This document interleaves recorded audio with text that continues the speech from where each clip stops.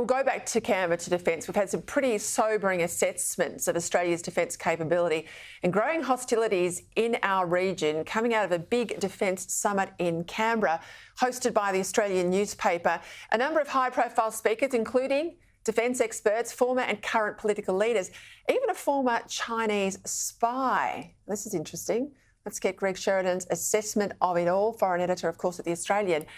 I made a mention at the top of the show, Greg, about this spy. He's warned the summit there's some 1,200 plus Chinese spies, including 200 professional spies, others are perhaps just informants, in Australia, collecting information, surveilling Chinese-born Australians, I presume they are now, or permanent residents living here. And just to drive the point home, the interpreter for this former spy, who was meant to interpret his presentation before this group in Canberra, well, he quit just minutes before his appearance. This is the interpreter quitting because they were worried about the communist regime and some sort of payback, weren't they? Yeah, that's right, Peter. So very revealing this. We've published this figure several times before at The Australian of about 1,000 Chinese spies in Australia. 1,200 sounds about right. And most of those, of course, are not full-time professionals. And their predominant role is to surveil and harass the Chinese diaspora, especially the student community, And I think it has been a failure of Australian institutions and a failure of governments of both sides of the aisle politically to allow this huge Chinese intelligence establishment to get established in Australia. I don't think our institutions or our governments have done enough to protect the Chinese diaspora from interference, manipulation and intimidation by the Chinese state. Now, we know Chinese intelligence does all the traditional things that intelligence does. It spies and tries to steal our secrets. It engages in political interference and tries to suborn people of political influence and so on.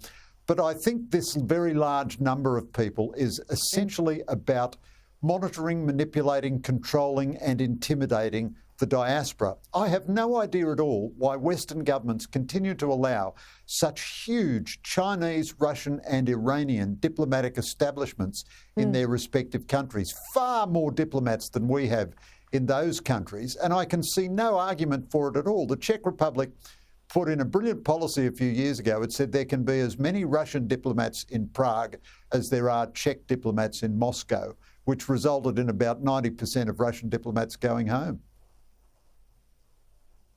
I have a bit of the same view about Chinese ownership of Australian property. When we can own over there what they want to own here, I don't mind a bit of reciprocity, but it's certainly not the case as it is now.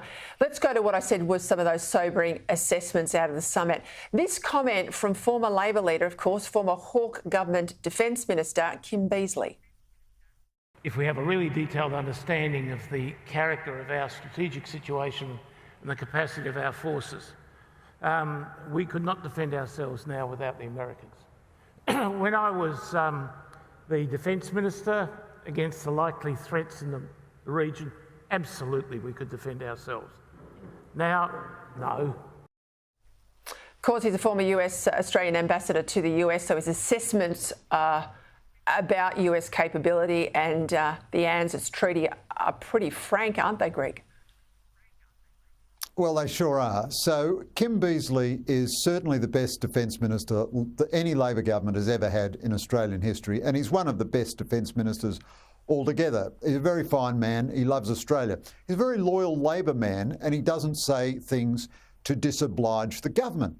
But he is just the latest figure. Paul Dibb was another, but there are 1,000 others to just blow to smithereens the happy talk coming out of this government about defence. And again, Peter, let me burnish my bipartisan credentials by saying that I think the decade of coalition government was utterly catastrophic for Australian defence, with all the different submarines that came and went and never appeared.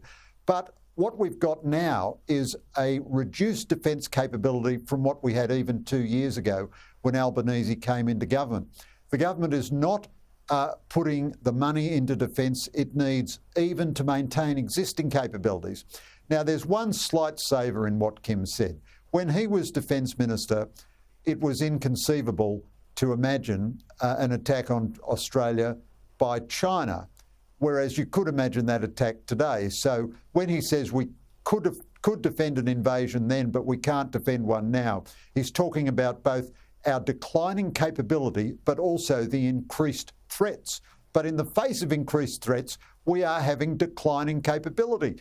And all this, you know, I support nuclear submarines. I love nuclear submarines. I want us to have them. But the idea that we're going to get 3 nuclear submarines in the 2030s and 5 more in the 2040s or 50s means that we don't have to do anything at all about defence in the next 10 or 15 years is completely crackers. And it shows the Albanese government is not, and I would say just like its previous coalition predecessors in the previous decade, is simply not serious about defence. I want to say too, what I'd like to do with Beazley over 16 years in Canberra, I share your admiration. I want to go, before you go, I want to move to some comments made by the Shadow Defence Minister, Andrew Hastie. This was about this new Defence Joint Parliamentary Committee and his view that it's critical to maintaining bipartisanship given the long lead time around AUKUS. Here's a bit of what he had to say. Something that many of us have lobbied for many years, and I think this will be established by legislation. It will have secrecy provisions. It will look a lot like the Intelligence Committee, and the strength of the committee is that it will be a training ground for future Minister for Defences. It's Joint Defence Committee, but I think it's almost a Joint AUKUS Committee. Now, I think it's a good idea, Greg. I'll get your view in a moment, provided they strike the legislation, and I was involved in the legislation under Defence Minister Robert Hill about the Intelligence Committee. As long as they draft that legislation in a way that excludes the Greens, I think it's got promise. What do you think? Yeah, look, I think it's useful, Peter. I agree with you absolutely. It's got to be the parties of government, the Labor Party and the Coalition. You can't have Greens on an Intelligence Committee. That would be better not to have the committee, or on a Defence Committee. Better not to have the committee at all if you're going to have Greens on it. But although I admire Andrew Hastie a great deal and think that it is important that we maintain bipartisanship on AUKUS, the problem with defence now is not a lack of bipartisanship, it's a lack of scrutiny and a lack of energy. Dennis Richardson at the Australians Conference said neither side of politics is being remotely honest with the people about what a proper defence force will cost. And they're kind of pretending that they can get, even the Liberals are just as bad as Labor on this, they're kind of pretending they can slide through on more or less the existing funding base, whereas they certainly can't. I am not so concerned that this committee provide bipartisanship as I would hope that it provides real scrutiny. The other thing is, it will be a good training ground for future defence ministers, that's true.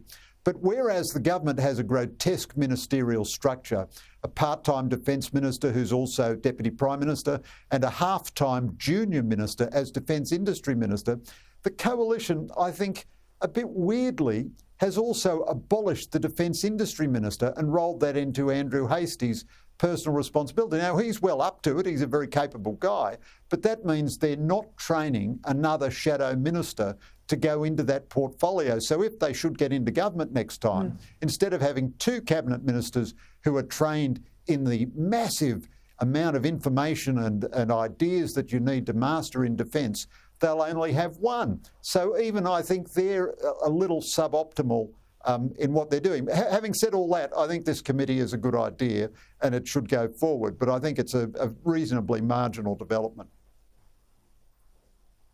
I do think your scrutiny point's absolutely right. I wish we had some of the powerful committees you see in the United States in the defence area, but we'll be waiting for a long time there. Thanks, Greg.